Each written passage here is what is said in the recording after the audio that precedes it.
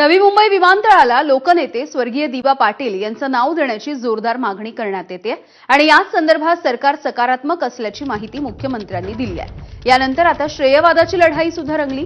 विरोधक श्रेयवादासाठी आटापिटा करत असून पहिल्यांदा ही मागणी केल्याचा दावा कपिल पाटील यांनी केला। तर दुसरीकडे 2015 पासून कपिल पाटील यांनी कोणाला कोणतं पत्र दिलं, कोणतं आंदोलन केलं असा सवाल खासदार सुरेश म्हात्रे यांनी विचारलाय।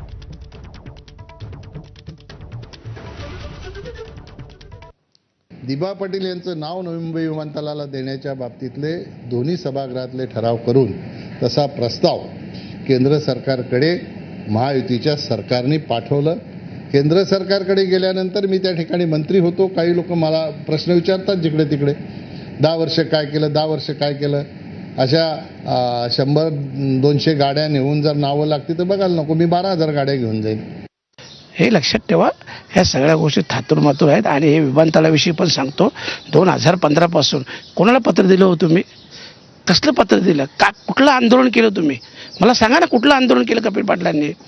लोकसभेमध्ये आवाज उठवला। अरे आवाज काय उठवला? आवाज मी पण उठवला, पण फरक आहे, मी 10 मेला पत्र दिलं, माझ्या पत्राचं उत्तर आल्याबरोबर मी गप्प नाही राहिलो, मी पुन्हा संसदेत आवाज उठवला। संसदेत आवाज उठवल्यानंतर 4 जूनच्या रॅलीमध्ये गेलो।